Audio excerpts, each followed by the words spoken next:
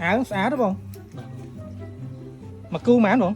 ឆ្វេងស្រាំ ស្ដាំ មកគូវា14000 ចុះឆ្វេង 14000ដូចគ្នា ចុះសាច់កណាត់វាមិនដែរបង ឆ្វេងស្រាំ ស្ដាំ សាច់កណ្ដាលវាទុនតិច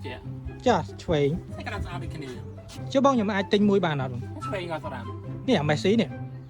តាមទិញមួយបាន ចុះខាងឆ្វេងនេះ ទិញមួយបានដូចគ្នា ចុះបងអាហ្នឹងមួយតម្លៃម៉ានវិញបង ឆ្វេងក៏ស្រាំ នេះអាមេស៊ីនេះ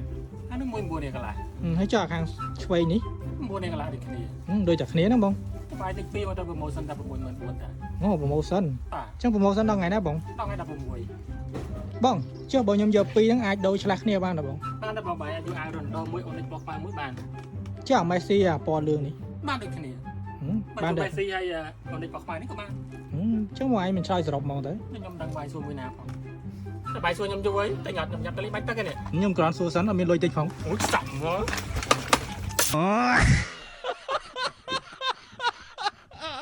សម្រាប់សាច់អាវគឺទុនត្រជាក់បែបនេះទាំងអូនិចពណ៌លឿងនិងអូនិចពណ៌ខ្មៅបើនិយាយពីអាវប៊ូស៊ីនិងអាវប៊ូដូនេះសាច់កាន់តែស្អាតអែមស្នេហ៍មកបងអូនតោះចាំការទៀតបងអូនតនប្រម៉ូសិនចូលឆ្នាំខ្មែរតែតម្លៃពីអាវតែ 64000 លុយខ្មែរទេចឹងសម្រាប់បងអូនដែលធ្វើការកំងសូមតាក់ទងឆាតចូល Page ឬក៏ Telegram